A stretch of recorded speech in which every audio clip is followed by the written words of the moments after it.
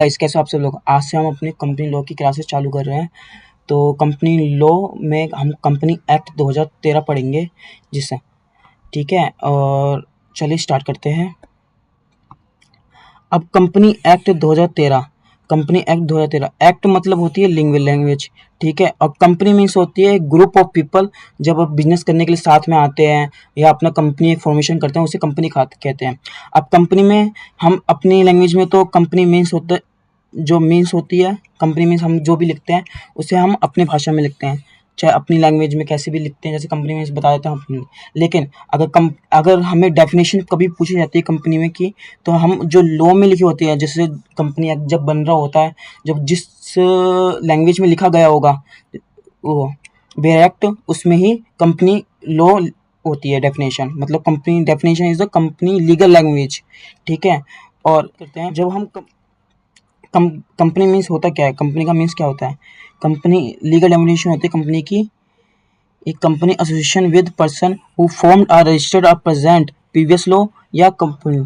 अगर आप एक बात सोचो कि अगर हमने अभी कंपनी बनाई, हम पे तो अभी अब जो करंट में एप्लीकेबल करंट लॉ चल रहा होगा कंपनी लॉ, वो एप्लीकेबल है। बट जब हम पिछले पास्ट में जब कंपनी बनाई होती है, वो कंपनी नहीं कहलाएगी क्या? उनको भी तो कंपनी कहते हैं। पर जो इसका मतलब यही है कि प्रीवियस लॉ, कोई भी प्रीवियस लॉ के हिसाब से जो कंपनी फॉर्मेशन हुई है उनको भी कंपनी कहा जाएगा, ठीक है। अब कंपनी एक्ट में 470 सेक्शन होते हैं, 29 चैप्टर होते हैं, 7 शेड्यूल होते हैं, ठीक है। और 7 शेड्यूल में आपको फॉर्मेट और लिस्ट बताई जाती है कि कंपनी कैसे क्रिएट करनी है, कंपनी कैसे बनानी है, उसका फॉर्मेट। जैसे एओ में, एमओए, जैसे आपने सीएसीटी में देखा होगा कि फॉर्मेट होते हैं, ऐसे ही इसमें फॉर्मेट बताए जाते हैं 7 शेड्यूल में।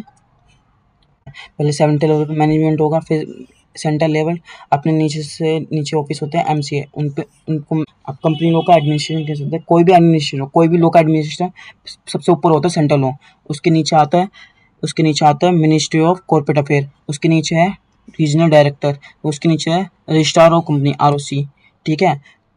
और इस हर स्टेट में एक आरओसी होती है, बट एग्जेप्शन है कि 2 स्टेटों में ना 2 आरओसी हैं। जैसे तमिलनाडु में चेन्नई आरओसी है और कोयम्बटूर आरओसी है, और महाराष्ट्र में मुंबई आरओसी है और पुणे आरओसी है, ठीक है। और आगे हम बढ़ते हैं तो आगे हमें रीजनल डायरेक्टर ऑफिस होते हैं। हमारे इंडिया में 7 रीजनल डायरेक्टर ऑफिस हैं। जैसे ईस्ट में है, ईस्ट रीजन में है कोलकाता, साउथ रीजन में है चेन्नई, नॉर्थ रीजन में है न्यू दिल्ली, और ऐसे ही आगे भी ऐसे वेस्ट रीजन में है अहमदाबाद, नॉर्थ वेस्टर्न में है मुंबई, साउथ एशिया रीजन में हैदराबाद, नॉर्थ ईस्टर्न रीजन में शंघाई, ठीक है। और आगे कंपनी लॉ के बारे में पढ़ लिया कि कंपनी लॉ क्या होता है, कंपनी लॉ में कैसे डेफिनेशन आती है। हमें कंपनी लॉ में ना हमेशा जो बेयर एक्ट में जो लीगल लैंग्वेज होती है ना उसका यूज़ करते हैं। और कभी भी कोई लैंग्वेज पढ़ने से पहले हम सेक्शन बताते हैं, सब सेक्शन बताते हैं, क्लोज बताते हैं। इसके बारे में मैं आगे बताता हूँ आपको, सेक्शन क्या होते हैं, क्लोज क्या होता है, ठीक है। अब थोड़ी कंपनी लॉ के बारे में हिस्ट्री जान लेते हैं, कंपनी लॉ आया कैसे हमारे कंट्री में, ठीक है। History of company law. Country में ना कंपनी लॉ ब्रिटिश लाए थे, ब्रिटिश गवर्नमेंट लाए थे हमारी कंपनी में, इंग्लैंड का आया था। फिर joint stock holder company act 1950, ये फर्स्ट अक्टूबर इन इंडिया में आया था। सबसे पहला एक्ट है ये कंपनी एक्ट, पहला एक्ट है 1850 में हमारी इंडिया में आया था। पर इसमें भी बहुत कमियां थी, not is perfect act, but इसमें बहुत सारी कमियां थी। इसमें अनलिमिटेड लाइबिलिटी थी, ठीक है। फिर अनलिमिटेड लाइबिलिटी ऑफ कंपनी पे, सारी कंपनियों में अनलिमिटेड लाइबिलिटी थी कि जो अगर कंपनी अगर इंसॉल्वेंसी होती है तो सारी लाइबिलिटी उससे पर्सन की है जो इसने फॉर्मेशन करी थी। But not perfect limited, not of limited company, not a for limited. And फिर जब हमारी कंट्री आज़ाद हुई तो कंपनी एक्ट 1956 आया, सबसे पहला एक्ट है जो इस्टेब्लिश हुई थी, इंडियन गवर्नमेंट ने इस्टेब्लिश करा था आफ्टर इंडिपेंडेंस के टाइम के बाद। कंपनी एक्ट 2013 उसके बाद आया, जो करंट में एक्ट चल रहा है। अभी आप जो पढ़ रहे हो ना कंपनी एक्ट 2013 ही पढ़ रहे हो, ठीक है। अब इस कमेटी का गठन करने वाले, अब 1956 वाला कंपनी एक्ट किस कमेटी ने बनाया था। अब कमेटी होती है कुछ जैसे ग्रुप ऑफ पीपल बन के कमेटी बनती है जो एक लॉ बनाने के लिए लॉ बनाती है, जैसे कंपनी एक्ट बनाया है। जिस committee 1956 committee act company law किस कमेटी ने बनाया था? CH बाबा कमेटी ने बनाया था। इसमें 12 मेंबर थे और ये कमेटी का नाम CH बाबा कमेटी, क्योंकि इसके हेड थे CH बाबा, ठीक है, तो उनके नाम पे ही इस कमेटी का नाम गठन हो जाता है। हर भी कोई भी कमेटी हो, जिसकी जो हेड होता है उस कमेटी का, उसके नाम पे ही उस कमेटी का नाम रखा जाता है। तो ये कमेटी बनी थी 1952 में और इसने रिपोर्ट बनाई थी 1956 की, मतलब कंपनी एक्ट 1956 लाने में इनका सबसे बड़ा योगदान है। और ये 25 अक्टूबर 1950 में इस्टेब्लिश हुई थी कमेटी, सॉरी, ठीक है। आगे हम देखते हैं। और जे ईरानी रिपोर्ट, जे ईरानी ने 2005 में कंपनी एक्ट स्टैब्लिश हुई थी। जे ईरानी रिपोर्ट 2005 में स्टैब्लिश हुई थी। तो इस कमेटी ने कंपनी एक्ट 2013 को बनाने में सबसे बड़ा हाथ है। Company committed under the chairmanship of J Irani, who was formed MD and TISCO Tata iron steel company limited was constitute the 2 दिसंबर 2014। मतलब टाटा जब सबसे बड़ी कंपनी थी वहाँ पर हमारे टाइम पे, जब इंडिपेंडेंस के टाइम पे टाटा इज़ बहुत बड़ी कंपनी थी। उसके जो चेयरपर्सन थे, चेयरमैनशिप थी और डेढ़ जे ईरानी के पास थी। उन्होंने कंपनी एक्ट बनवाने में उनकी एक अहम भूमिका थी, जिसकी वजह से कंपनी एक्ट 2013 हमारी इंडिया में अप्लाई हो पाया। अब कंपनी एक्ट 2013 के बारे में पढ़ लेते हैं थोड़ा सा। अभी हम बेसिक कवर कर रहे हैं। इसके बाद हम पूरे section wise, chapter wise bare act के थ्रू हम आपको पढ़ाएंगे। अगर आपको ये वीडियो अच्छी लगती है तो लाइक शेयर कमेंट करना ना भूलें। It is my first video, थोड़े आपको दिक्कत आ रही होगी, बट लेकिन हम अपनी रेगुलरिटी के साथ आपको बताते रहेंगे। अगर आपको कोई भी इशू आता है तो हमें कमेंट करके ज़रूर बताना, ठीक है। अब अपने टॉपिक पे वापस आते हैं। अब कंपनी एक्ट 2013 कंपनी बिल आया है। पहले आप कोई भी, अगर आपको लॉ लाना है, कोई भी आपको लॉ बनानी है अपनी स्टेट में या अपने कंट्री में, तो सबसे पहले उसका ड्राफ्ट आता है। पहले ड्राफ्ट आता है, कंपनी बिल आया, ठीक है। कंपनी बिल 2000 पास हुआ, ठीक है। फिर लोकसभा के पास जाता है, लोकसभा उसे पास करती है, तो उसके राज्यसभा के पास जाती है और राज्यसभा के पास 8 दिसंबर को पास हो गया। राज्यसभा के पास पीपल साइन करते हैं, असेंट करते हैं, प्रेसिडेंट साइन करते हैं इन 19 अगस्त 2013। फिर ये नोटिफाइड होता है न्यूज़पेपर में। जब भी कोई लॉ बनता है उसको पहले ही वो ड्राफ्ट होता है, फिर बिल बनता है, फिर राज्यसभा के पास जाता है, फिर नोटिफिकेशन आती है ना, तो लोकसभा के पास जाता है, फिर राज्यसभा के पास जाता है, फिर प्रेसिडेंट साइन करते हैं, फिर नोटिफाइड होता है, फिर न्यूज़पेपर में कि ये लॉ आज से किसी भी कंट्री में एप्लीकेबल है। जैसे हमारी कंपनी में ऐसे ही होता है, ठीक है, इंडिया की कंपनी में ऐसे ही होता है। आगे हम पढ़ते हैं। हमने इसके बारे में हिस्ट्री तो जान ली। अब ऐसे कंपनी, हर कोई लॉ ऐसे ही बनता है, चाहे आपका कोई भी आप कंपनी मान लो, पार्टनरशिप एक्ट हो, कंपनी एक्ट हो, ठीक है, कॉन्ट्रैक्ट एक्ट हो, या कॉन्स्टिट्यूशन में जो भी लिखा होता है ऐसे होता है, ठीक है। आगे हम बात करते हैं कंपनी लॉ एक्ट 2013 के बारे में, कैरेक्टरिस्टिक फीचर के बारे में बात करते हैं। Company means a separate legal entity. अब आप ये सोचो, आप ये समझो कि कंपनी एक अलग पर्सन है और आप एक अलग पर्सन हो। आप अपने पॉइंट ऑफ व्यू से अलग सोचोगे, वो कंपनी अपने पॉइंट ऑफ व्यू से अलग सोचेगी। Company is a legal person, company also legal person in a law. Law में एक कंपनी लीगल पर्सन है, ठीक है। लॉ की नज़रों में एक कंपनी इज अ सेपरेट, आप नहीं हो, आप company is a legal person, ठीक है। मतलब मेंबर से अलग है वो कंपनी। अगर जो भी कुछ होता है ना तो कंपनी की हो रहा है, ठीक है। Company is a separate person from having it is own right and obligation. तो कंपनी पे जो राइट्स हैं और ऑब्लिगेशन है वो कंपनी पे अप्लाई होती है, ठीक है। Not is a person, not is a formation of, जो फॉर्मेट करने वाला व्यक्ति है उस पर अप्लीकेबल नहीं है। Company is a legal entity, company is a separate entity, ठीक है। अब section perpetual succession is the perpetual succession, मतलब कि अगर आप, जैसे कि आपकी मौत हो जाती है, कंपनी, फिर कंपनी बंद हो जाएगी? नहीं, company is a going company is अ, जैसे आपकी डेथ के बाद भी कंपनी चलती रहती है। इसे कहते हैं perpetual of succession of company. चाहे आपके पुत्र आपके जाने के बाद भी आपकी कंपनी स्टैब्लिश रहेगी। आपने ये सोचा कि हम मर गए, हमारी कंपनी वो डेड हो गई, तो ऐसा कुछ नहीं होता। इन केस ऑफ डेथ या member of share holder of him shall vest a legal responsibility over him a nominee. मतलब आपके बाद आपकी नॉमिनी को पास जाएगी, आपके बाद किसी और पर्सन के पास जाएगी जो आपके उस कंपनी को चलाने के लायक होगा, उसके बाद उसके पास जाती है। तो इसे procedure subscription is valid of nomination exit. ठीक है, तो ये होता है। ठीक है, similarly is in the case of insolvency of member share held in shall vest in the office assigned by official receive as the case many be is called transmission of share. This even case of death, insolvency or all the members, the existence of the company is not affected since transaction of the share shall take place a respect share held by them and the company will be have a new member। ठीक है, अगर आप किसी की death हो जाती है, death of insolvency institute of etcetera, any member does not affected the continuity of legal company of the company, this life of company does not depend upon the life of member। मतलब company depend नहीं करती कि जिस person ने उस company को create करा है उसकी लाइफ पे डिपेंड हो। Company is a growing nature, company growing nature की होती है, जो आपके जाने के बाद भी कंपनी ग्रो होती रहती है और अपना काम करती है जब तक तो उसको लीगली उसको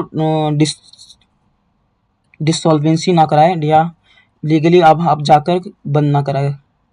उसका भी एक बहुत बड़ा प्रोसेस होता है, उसमें भी सीएस का बहुत बड़ा अहमियत होती है कि कंपनी को बंद कराने में, कंपनी को स्टार्ट कराने में सबसे बड़े सीएस का हाथ होता है। It is a generally said the member of many comes and go but companies goes for ever company चलती रहती है, नेवर डाइज।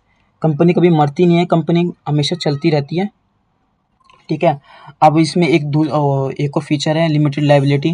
जैसे अब पहले होता था कि अनलिमिटेड लाइबिलिटी होती है, जो 1956 का एक्ट था उसमें अनलिमिटेड लाइबिलिटी होती थी, जिससे जो अगर कंपनी इंसॉल्वेंसी होती थी तो डायरेक्ट उस बंदे को पकड़ा जाता था, उसकी प्रॉपर्टी पे हार्म करा जाता था। बट अब आज के टाइम में अब लिमिटेड लाइबिलिटी कंपनी खोल सकती है, सबसे बेस्ट फीचर है इस कंपनी एक्ट में। ठीक है, company means nature of company extend to liability of member. ठीक है, पहला feature company limited by share amount unpaid by share held in every member. मतलब कंपनी लिमिटेड बाय शेयर, मतलब जितने के शेयर लिए हैं उतने ही पैसे देने होते हैं। ठीक है, और company unlimited by guarantee having share capital, मतलब कंपनी के पास जितने ही शेयर हैं उसके पैसे लेती है बस। ठीक है, और जितनी गारंटी आपने दी है ना उसी के पैसे लेगी इंसॉल्वेंसी टाइम पे या बंद करने के टाइम पे, बस उतने ही पैसे लेगी आपसे, इससे कोई अदर चार्जेस नहीं लेता। Company limited by the guarantee capital guarantee. ठीक है, amount guarantee bye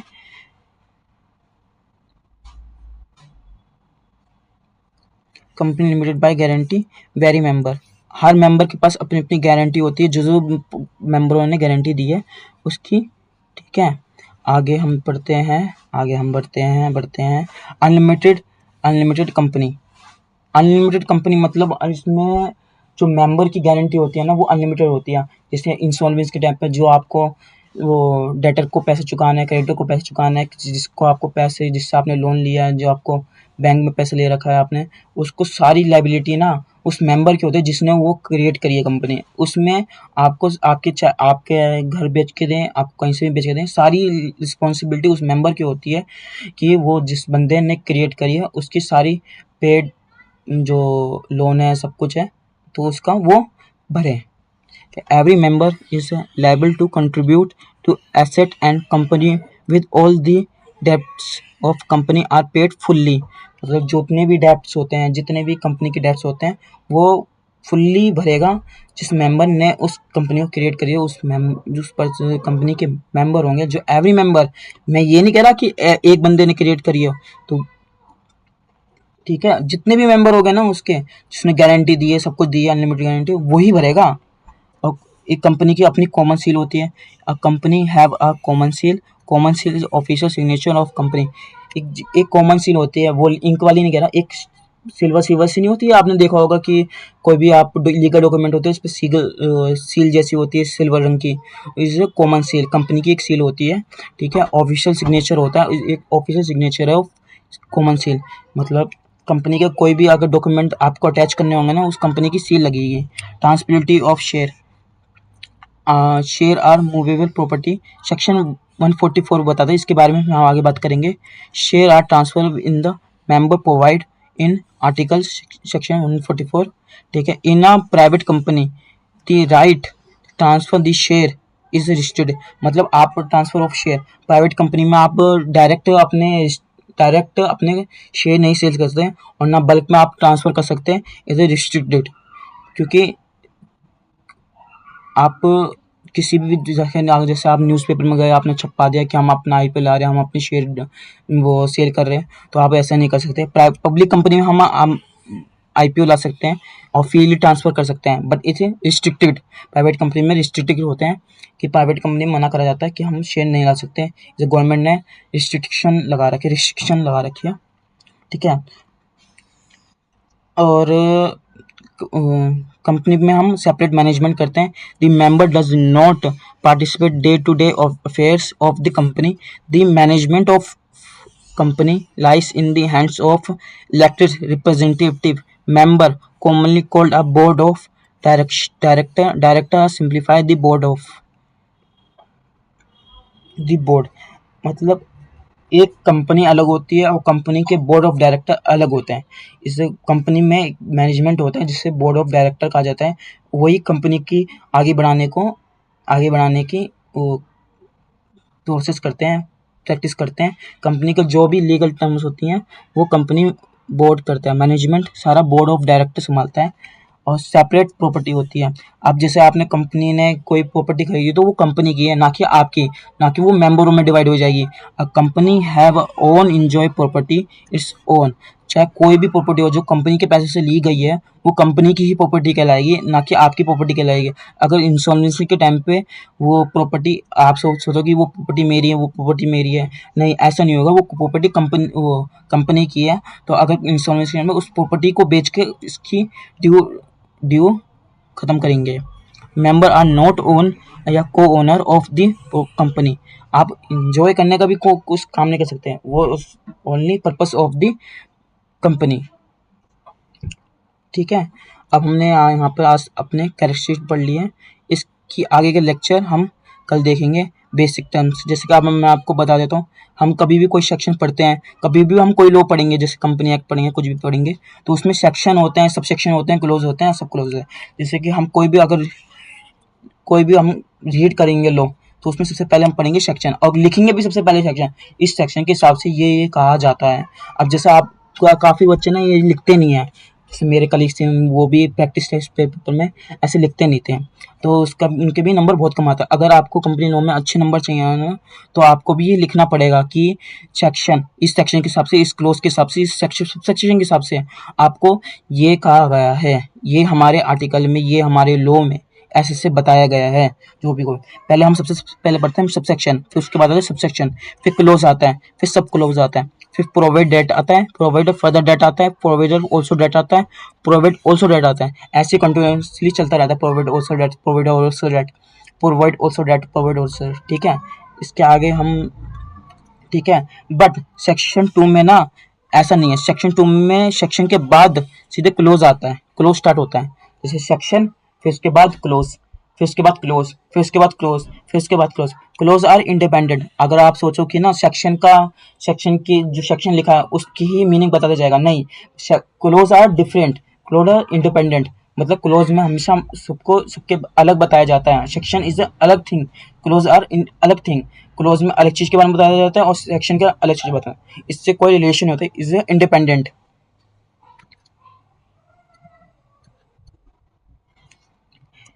meaning of company, अब जैसे कि हम पढ़ रहे हैं section meaning 1, meaning of company, group of people together for business. Meaning को हम अपनी लैंग्वेज में लिखते हैं और डेफिनेशन को हम बेयर एक्ट के थ्रू लिखते हैं, जैसे लॉ में लिखे गया है ना, तो उसी के हिसाब से लिखते हैं। ये भी आपको याद रहना चाहिए, ठीक है। जैसे कंपनी एक्ट 2013 में सब सेक्शन लिखा है, section subsection 20, section 2 subsection 20, company means a company incorporated under this act or any previous law. मतलब आप ये समझो, कोई भी अगर कंपनी क्रिएट होती है, चाहे पिछले एक्ट से क्रिएट हो चाहे आपके लॉ से क्रिएट हो, उसको कंपनी ही कहा जाएगा। चाहे आप पुराने ईयर में कंपनी क्रिएट हो चाहे अभी के ईयर में कंपनी क्रिएट हो। अगर जो पहले प्रीवियस लॉ जैसे 1956 से 1900 एक्ट 1900 कंपनी लॉ एक्ट 1956 से क्रिएट हो या चाहे 2013 से, इसके ठीक है। अब कोई भी अगर डेफिनेशन स्टार्ट होती है ना, मीन्स से चालू होती है या इंक्लूड से चालू होती है। मीन्स मतलब तो ये ही, मतलब ये ही जो लिखा गया है ना, तो यही है लीगल लैंग्वेज, यही होनी चाहिए एग्जीक्यूटिव। बट इंक्लूड्स मतलब ये भी इंक्लूड करा जाएगा, ये भी आगे चल के इंक्लूड हो जाएगा, मतलब ये है। ऑल अदर थिंग्स इंक्लूसिव, मतलब एक तरह से पूरा तरह को गैप कवर करना जैसे इंक्लूसिव में आता है। ठीक है, अगर आपको ये वीडियो अच्छी लगी हो, हमने अपने आज बेसिक कंप्लीट कर लिया। अगर आपको ये वीडियो अच्छी लगी हो, लाइक शेयर एंड कमेंट करना, ठीक है। और अपने डाउट्स के लिए मुझे अपने जो नीचे कमेंट्स करना अगर कोई भी आपको डाउट आता है। और ये मैं अपने पूरी कोशिश रहेगी, मेरी पूरी कोशिश रहेगी आपके पास अच्छे से अच्छे बेहतरीन से नोट्स मैं आपको प्रोवाइड करूँ, क्योंकि मैं भी आपकी तरह ये अपने नोट्स से आपको शेयर कर रहा हूँ। ठीक है, तो like do support and comment please, और अपने फ्रेंड्स में ये वीडियो शेयर ज़रूर करना। ठीक है, ओके देन, गुड डे।